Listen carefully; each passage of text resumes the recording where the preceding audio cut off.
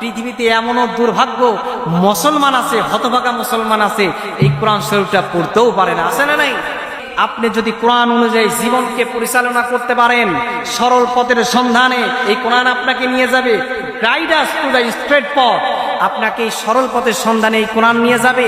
এই কোরআনটা যদি আপনি অনুধাবন, অনুসরণ করে চলতে পারেন, এই কোরআন আমাকে আপনাকে পরকালে জান্নাতে নিয়ে যাবে।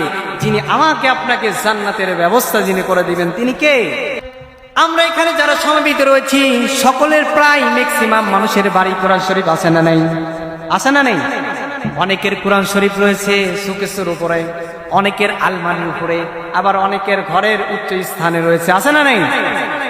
এমনও জায়গায় কোরআন শরীফ রয়েছে তারা খুলেও দেখে না, ওইখানেই কিন্তু রয়েছে। এই কোরআনটা কত দামি, এই কোরআনটা কত দামি, কত দামি যে একটা সম্পদ। এত বড় সম্পদ থাকার পরেও আজকে কিন্তু আমরা গরিব, কারণ কোরআন থেকে আমরা দূরে।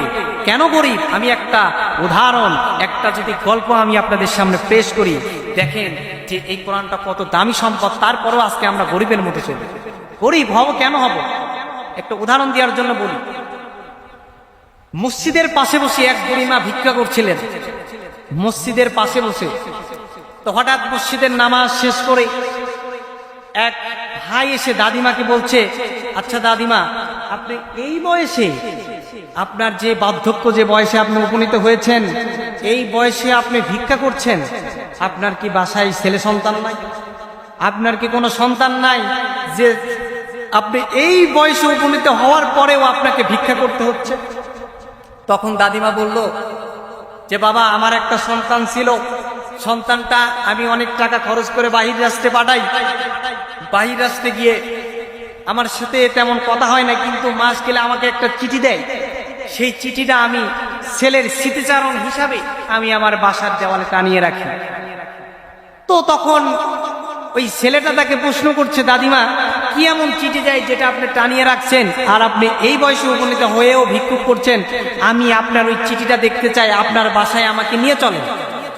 তখন ওই বুড়িমা তখন ওই ভাইকে নিয়ে বা ওই ছেলেকে নিয়ে রওনা হয়ে গেল তার বাসায়। বাসায় যাওয়ার পরে তখন ওই দেওয়ালটা দেখালো যে বাবা দেখো, এই দেওয়ালে আমি এগুলো টানিয়ে রাখছি। তখন ওই ছেলে বলছে, দাদিমা, এই যে দেওয়ালে যেগুলো টানিয়ে রাখছে, যে সমস্ত কাগজগুলো টানিয়ে রাখছে, প্রায় 50টার মতো কাগজ এভাবে টানানো রাখা রয়েছে। তো তখন ওই ছেলে দেখে যে এক একটা কাগজ সবগুলো 50,000 করে টাকার চেক। তো বুড়িমাকে, দাদিমাকে তখন বলছে, দাদিমা, এই যে তুমি যে চেকগুলা টানিয়ে রাখছো, এটা তো এক একটা তো 50,000 করে টাকার চেক। এতগুলো চেক টাকা থাকার পরও দাদিমা আজ তুমি মসজিদের সামনে বসে ভিক্ষা করছো। আশ্চর্যজনক বিষয়। এইখান থেকে আপনাকে বুঝতে হবে, মসজিদের সামনে দাদিমা ভিক্ষা করছে। কেন ভিক্ষা করছে বলেন তো? ভিক্ষা করছে, দাদিমা কিন্তু জানে না যে এইটা 50,000 করে টাকার এক একটা চেক বা অ্যামাউন্ট, এইটা কিন্তু দাদিমা জানে না। কেন জানে না? কারণ সে যদি জানতো তাহলে কখনোই মসজিদের সামনে বসে ভিক্ষা করতো না। ঠিক তেমনি আমাদের করুণ অবস্থা হয়েছে এমন, বাড়িতে আমাদের কোরআন শরীফ রয়েছে, কোরআন আমাদের শোকেসের উপরে টানানো রয়েছে, আলমারির উপর রয়েছে, কিন্তু সেটা আমরা কখনোই জানি না এটা এত বড় একটা দামি সম্পদ। সেটা কখনো পড়ার চেষ্টা করি নাই, অনুধাবন করার চেষ্টা করি নাই, সেই অনুযায়ী চলার কখনো চেষ্টাও আমরা করি না। পৃথিবীতে এমনও দুর্ভাগ্য মুসলমান আছে, হতভাগা মুসলমান আছে, এই কোরআন শরীফটা পড়তেও পারে না। আছে না নাই? দুর্ভাগ্যজনক বিষয়। এই কোরআন এত বড় দামি সম্পদ, আপনি গরিব নয়। এই কোরআন এত বড় একটা দামি সম্পদ। এই সম্পদটা যদি আপনি দিক নির্দেশনা মেনে আপনি যদি কোরআন অনুযায়ী জীবনকে পরিচালনা করতে পারেন, সরল পথের সন্ধানে এই কোরআন আপনাকে নিয়ে যাবে। Guide us to the straight পথ, আপনাকে এই সরল পথের সন্ধানে এই কোরআন নিয়ে যাবে। এই কোরআনটা যদি আপনি অনুধাবন, অনুসরণ করে চলতে পারেন, এই কোরআন আমাকে আপনাকে পরকালে জান্নাতে নিয়ে যাবে। যিনি আমাকে আপনাকে জান্নাতের ব্যবস্থা যিনি করে দিবেন, তিনি কে? আল্লাহ। পৃথিবীতে এমনও দুর্ভাগ্য মুসলমান আছে, হতভাগা মুসলমান আছে, এই কোরআন শরীফটা পড়তেও পারে না। আছে না নাই? দুর্ভাগ্যজনক বিষয়, এই কোরআন এত বড় দামি সম্পদ, আপনি গরিব নয়, এই কোরআন এত বড় একটা দামি সম্পদ।